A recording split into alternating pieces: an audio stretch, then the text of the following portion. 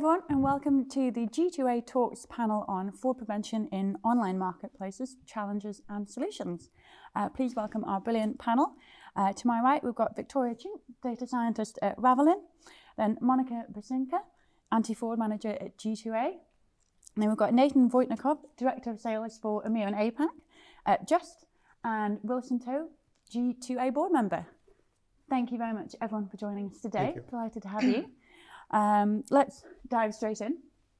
And I'm going to come to you, Monika. Yes. How has fraud prevention online and in fintech evolved in recent years? Is it even recognizable compared to fraud prevention 10 or 20 years ago? Well, it has changed significantly over the last few years. Well, mainly it's because of the advances in technology, but as well like the consumer behaviors. So, like recently, it's we utilize more advanced technology, and we are utilizing more advanced techniques to detect fraud as comparing to like 20 years ago. And as well, like it evolved as well as the fraud evolved itself.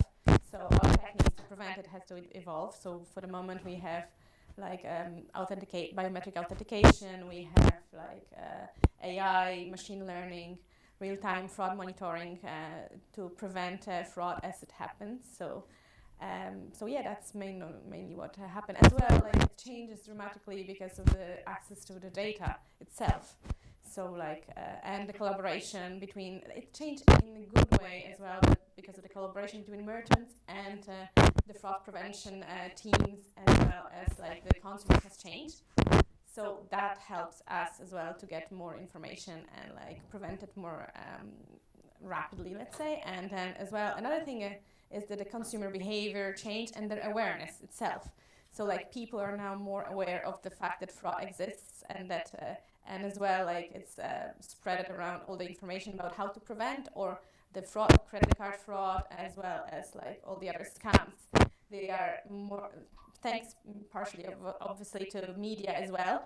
So this is like, this helps us as well to identify and educate the customers. So it changed dramatically over comparing to the 20 years ago. Like we had like manual review, where you had someone who would have to go and review the transactions one by one, which is now with the speed of information, and especially in the e-commerce, it wouldn't be possible. So that's why we need a real-time monitoring and AI and machine learning to enable us to prevent the transactions as they come in. In G2A, when we have a very fast-paced market, where our consumers expect to have the goods straight away, and they expect to be able to use them straight away. We could not delay them.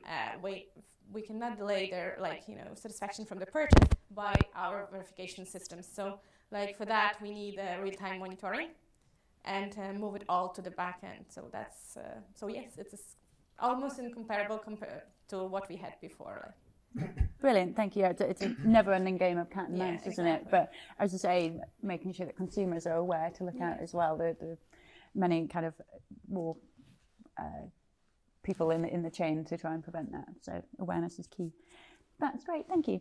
And Natan, at Justt, how do you predict future fraud threats to protect your customers? Awesome. Let me start by saying that not all fraud is created equal, in a sense that there are many ways in which we can slice and dice fraud. Looking at it from the top level, merchants should distinguish between pre-transaction fraud and post-transaction fraud. The pre-transaction fraud ecosystem is an ecosystem where anti-fraud solution companies operate at, such as Ravelin that is present with us today. You have Forter, you have Riskified. It's a very well-evolved ecosystem. And over there, we're actually talking about preventing fraud in real time. The post-transaction fraud ecosystem, that's the place where Justt operates. You can think about Justt as a technological solution to a financial problem, which is chargebacks. When it comes down to post-transaction fraud, it's actually no longer about preventing fraud because post-transaction, the fraud already happened. It's about actually representing those chargebacks, sometimes referred to as friendly fraud or first-party fraud. In that sense, it's about recovering lost money due to chargebacks, and this is where we operate. Now, when you think about recovering lost money due to chargebacks, it's actually a combination of science and psychology. The science part is actually the part dictated by Visa and MasterCard. Those are the rules and regulations when it comes down to specific reason codes and chargebacks. When you think about the psychological aspect, it's actually how you do it in a way that the issuer would rule in your favor, in the merchant's favor. Now, our first-party data suggests that as much as 80% of chargebacks, post-transaction fraud, should be actually ruled in favor of the merchant. And in that landscape, we take a number of actions in order to ensure that we stay on top of the game and we provide as much value as possible to our merchants. So just to name a few, for example, it's staying on top of the compliance and regulation, which is extremely challenging. And actually just in a few weeks' time, on April 15, the new regulations set in place by Visa when it comes down to first-party fraud is going to kick in. So that's something that many of the merchants that deploy an in-house solution are not even sure how to handle, and it's something that Justt was ready for almost 12 months ago. Another thing we're doing is actually taking an active part in domain expert engagements. So for example, MRC, the Merchants Risk Council that we are members of, we make sure to raise the issues brought to us by merchants in order to make sure that they in their do their part and they put pressure on Visa and MasterCard in order to change those regulations. Another thing that we're doing in-house is actually run a robust A/B testing engine which allows us to fine-tune the psychological aspect of handling chargebacks and addressing fraud. Most people don't realize it, but when you submit a chargeback representation, there is a person on the other end reviewing that representation and deciding whether the money is going to come out of the merchant's pocket or not. And because there are people involved in that process, the psychological aspect plays an extremely important role. Down to the level where do you put the screenshots in the representation? Do you put it in line with the argument? Do you put it as an appendix at the end? All of those things come into play, and then it's not only there is no silver bullet, what I'm trying to say. Each issuer behaves differently, and you have to adapt for that.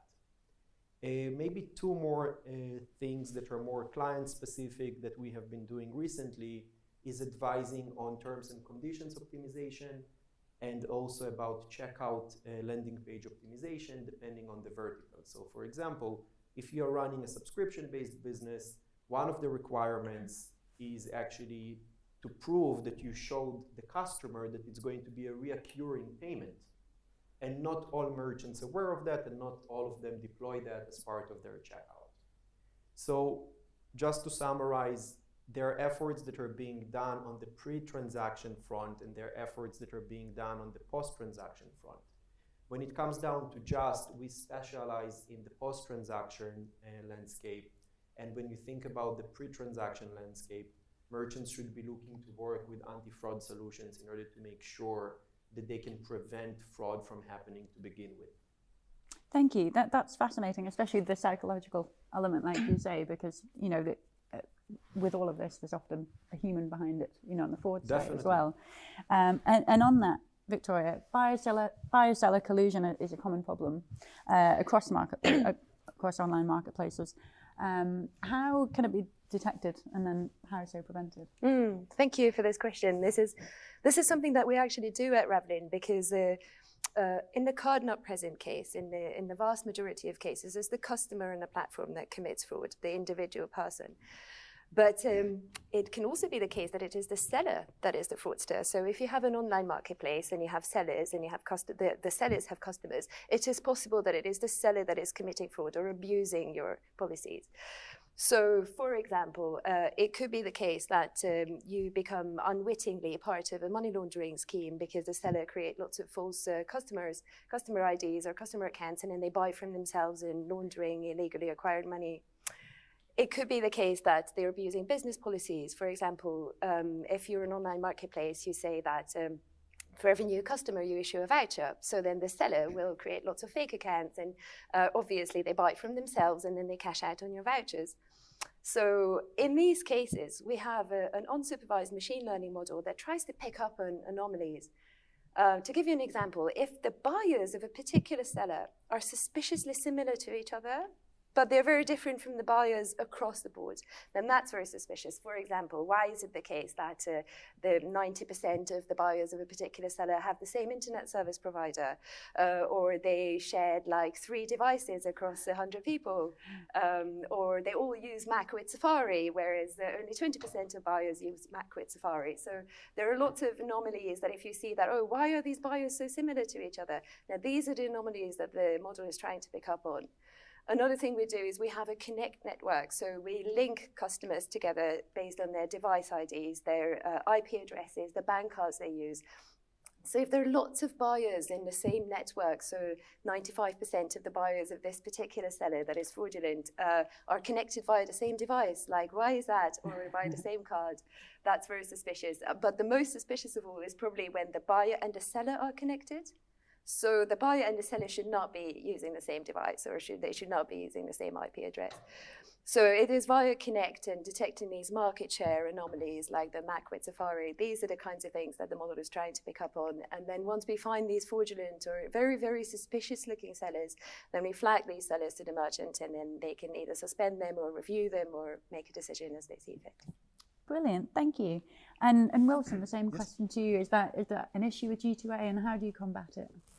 Well, we certainly use anti-fraud tools to combat fraud. But in G2A, we go a step forward by, implementing policies and procedures to ensure the credibility of the sellers. We don't want that the G2A platform are polluted by the fraudsters, selling goods in our platform. So we require all these people, they want to sell goods in G2A platform to register and to provide different types of documents for us to verify before we accept them as sellers in our platform. So depending on whether they are sole trader or an entity, we require them to provide like a certificate of incorporation. We look at where they incorporate the company, because some of the company, they form them maybe in some high-risk jurisdiction. So that may be alerting us. So we also verify their identity and verify their directors and shareholders and beneficial owners holding more than 25% of the shares of the company or the voting right of the company. We analyze all this data, all these documents, and then if we have queries, then we require them to provide further documents and then determine whether they are accepted or not. Our goal is to, very, very simple. Our goal is to ensure that we build a website that all these seller, buyer go to the website, they are comfortable, they are safe in doing transactions with us. Brilliant. And that initial verification, is that done by human or is that done by AI, and that will flag any anomalies to a person to investigate? Both. We use the professional tools, but we also rely on human expertise. Yeah, brilliant. Thank you. And back to you, Victoria. For Ravelin, what are the main differences when protecting individual customers versus businesses against fraud? We usually protect businesses from fraud. The way I see it, the difference is that when you're trying to protect individual customers from fraud, then the main aim is to make sure that their credit card details are not stolen, or to try to minimize the risk of their details being stolen. So if you're a business and you deal with credit card data, that goes for Ravelin as well, of course, then you have to adhere to certain regulations that you keep that data safe and secure, that you operate a firewall and you have an antivirus system and you restrict access to the data, you log who has accessed that data, and so on and so forth to limit the chances of that data being stolen. Whereas if you're trying to protect a merchant from fraud, that's a little bit trickier because that credit card data has already been stolen. So then the aim is to try to prevent the fraudsters from using that stolen credit card data on the merchant's platform. So that is something that Ravelin does, and that's mostly done by machine learning. We also have a rules engine, and we use manual reviews as well. But I think that machine learning is second to none in kind of learning the pattern, the regularities of a genuine customer, and then trying to find like the fraudsters who are violating that norm. So that is, I think, how these two things differ when it happens, and what the main aim of the protection is. Brilliant, thank you. And Monika, the same question to you for G2A. So, like from G2A perspective, like we are protecting our customers by as well implementing all the new modern technology and trying to make the environment safe as much as possible for both of our customers, so sellers and buyers, because we have both. And just like Wilson mentioned, like for the sellers, for the buyers, to protect buyers, we have these procedures in place to like the KYC onboarding, just to make sure that all of our sellers are like legitimate, they are businesses. So we've removed the individual sellers from our lists. We don't allow them anymore to trade on our platform, so we do the verification. That's how we protect the the buyers. And from the seller's point of view, we are trying to make sure that exactly like we're utilizing Ravelin to make sure that our clients, we detect fraudulent cards, and we fraudulent cards, fraudulent behavior, and we make the biometric authentication, real-time fraud monitoring. All of this is to protect clients who are buying on our platform, to make sure that for them it's a safe environment, that their cards will not be used later on for some fraud, or that whoever is using accidentally get access to the customer's card is trying to use on our platform will not be able. So this is how G2A is trying to make the safe environment for both customers, sellers and buyers. Brilliant, thank you. And so back to you again, Victoria. Although I will open this up to everyone else after if you want to join in. What's the bigger challenge, detecting who is committing fraud or how they're doing it? That's an interesting question, because I think that these two are kind of two sides to the same coin. So if you knew exactly who the fraudster is, then you would just prevent all their transactions. It wouldn't be a problem. And then by analyzing that data, you would know how they're doing it.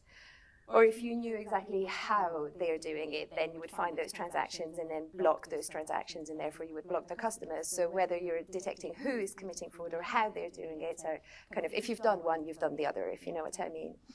Finding out who is committing fraud usually entails having a customer-centric perspective. So for example, you link the transactions back to the same customer, and you build up a rich history of all their payment methods, all their transactions, the number of failed transactions, and the number of billing addresses and shipping addresses and the distance between these. So you really have a customer profile. Now that is brilliant if you have consistent customer IDs. But the disadvantage of that is that the idea of a customer is a somewhat fuzzy concept, because there's guest checkout, for example, so you can't link them, or lots of fraudsters open up a new account, and then you wouldn't necessarily be able to trace the customer's journey across all these different accounts.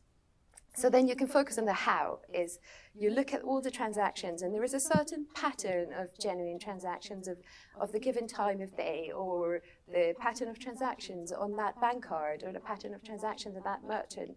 And then you're trying to detect irregularities. So when that pattern is being violated, for example, why is it that there are 150 different transactions associated with the same shipping address? Why is that? So basically, you have to try to make the best use of your data to find out who, to try to build up a customer profile. But then it's also important to look across all customers. So we do that. We do both at Ravelin. We have features that look at the number of distinct payment methods for this customer. But then we also look at the number of different customers, or the number of different transactions that link back to a card, for example. So I think you really have to try to do both as much as possible. Yeah, brilliant. Thank you. Anyone else? Anything to add? That was a very comprehensive answer. So yeah, I think it was. Brilliant, good stuff. And obviously, there's been a lot of mention of machine learning and AI already, because it plays a huge role in fraud prevention, and that's only going to grow. Natan, how has Justt deployed AI within your chain to help protect your customers? I always think about Justt as a technological solution to a financial problem, which is chargebacks, whether it's service related or fraud related. As such, I do feel that we have integrated AI and machine learning into almost every aspect of what we do.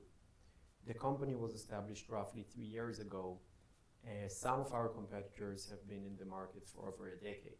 So we had to bring something different in order to be able to compete with those players. And what we're doing differently is actually deploying AI and machine learning from the bottom up, in a sense that everything we do with technology in mind. So to give you an example, one of the first things that merchants are interested at is to understand what is going to be their win rate if they started to process their chargebacks with Justt. Predicting a win rate, it's a very complicated process that is based on industry averages, but then also on the specific technological stack that the merchant would have that you are currently working with. So that's kind of one aspect where we're deploying AI and machine learning. Another aspect is in the entire process of generating templates and submitting representation.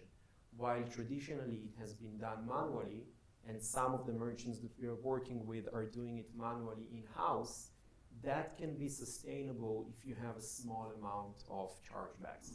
Say if you're a small merchant, you're only getting started, it makes total sense. The bigger you will become, the bigger the volume of chargebacks is going to be. It has nothing to do with your technological stack, that's just the name of the game. There is a certain percentage of transactions that would result in chargebacks, and you will have to represent those if you want to recover those funds. So we are using machine learning on that stage as well, which basically allows us to scale with the merchant. So if we are working with a merchant and in a given year he will have 5,000 chargebacks, next year if he were to grow to 50,000 chargebacks, it's something that we will still be able to handle because we're using machine learning and AI. I hope that kind of partially answers your question. Yeah. No, that's wonderful. Thank you very much. And a question for everyone. I'll start with you, Victoria, and we'll move across. On the subject of AI, is it a friend or foe when it comes to online marketplace fraud, in that can it be deployed to combat it to better effect than it can commit it, or it can be used to commit it itself? I'm a data scientist, so obviously I would say that AI is a friend. There are just so many things that AI is better at than humans or a rules engine. Having said that, I don't think that AI has or ever will replace humans, neither in the realm of fraud detection nor anywhere else. But we should make the best use of the things that it is very good at. For example, it will return a prediction in milliseconds once the machine learning model has been trained, whereas humans take several minutes to make a decision based on, until they process this information. There are lots of things that are not visible to humans. For example, whether the customer has copy-pasted their loan card details, their loan card number, is an extremely good indicator of fraud. And that's not something you would know. The only reason why we know it is because we're collecting clickstream data, so we would know that, whereas a fraud analyst wouldn't know that. It is extremely flexible, so it follows up on changing fraud trends. So the more data you show it, the better it gets, and it also adapts and changes as the fraud itself adapts and changes. So I think machine learning is invaluable in fraud detection. But having said that, it is always the fraud analyst of the company that knows their data best. So we really take their insights and then implement it, incorporate it into the machine learning model, because they're the people who just know those unique patterns of the fraud that's committed on their platform. And a rules engine also has its place, because if there is a fraud attack and you see that all the fraudsters in the last 10 minutes have used the same card bin, and then you just have to put a lid on it and they stop that fraud right away, then you would implement a rule to stop the fraud from happening and prevent everybody that uses that card bin. But then the problem is, if you leave that rule in place and forget about it, and the fraud attack is long gone, it's going to keep preventing customers that use the same card bin. So rules we should be very careful with, and then put them in place when we really need them, and then take them out as soon as the model can take their place. Brilliant, thank you. Monika? I think going back to your question, I think it can be, look at it as, it can be both, how can it be used, maybe, the AI. It can be used in both, and especially now we have something that's called fraud as a service, that is, you have people who will basically work in the field to defraud the websites. You can basically pay someone to, you have the dark web, you have their option to pay like to break into your website, right? So with this, it can be used. So it's not. I don't think it is good or bad. I think it just depends who's using it and for what purpose. So with this, it can go both ways. Depends on with whose hands it will get into. So, but the same way, if they're going to be using, we're going to try to defend it and build something just to prevent it. And so it's going to be like the eternal fight between the good and bad. It's going to just move to AI now, I believe. So. Yeah, like most tech, it's user sensitive, and it depends who's still behind it ultimately. And same to you, Natan? Well, based on the fact that Justt is built with technology and AI in mind, I almost feel obligated to say a friend. I can't really take the full road over here. But just to plus one what was said before, technology in its nature is a good thing. It helps us advance. It helps us promote progress. The people that are using it might be kind of leaning towards the other end, but it does not mean that we should avoid using technology or be afraid from using it. It's just about deploying it in the right manner, in the right direction, and in the right way. So definitely a friend as far as I can see. Wonderful, thank you. And Wilson? Well, I agree that it could be a fan or a foe, but we tend to think of the good sides. That I think most of the people will use it on the good side. The majority of people will use it on the good side, at least on the prevention of the fraud, and only the very minority will use it on committing fraud. We use AI in preventing frauds. In particularly, I think AI will be very helpful in helping to preventing on microtransactions and recurring transactions. We start with our own system. We do our own R&D on building our own system, and then later on we found that it's more effective to use outside professional service providers such as Ravelin to help us deal with fraud prevention tools. Wonderful. So mainly a friend, but again, depends who is deploying it, really. So wonderful. Thank you very much. That's been really insightful, really fascinating. Thanks for having us. Everyone. You're very welcome. I hope everyone enjoyed that, and have a lovely day.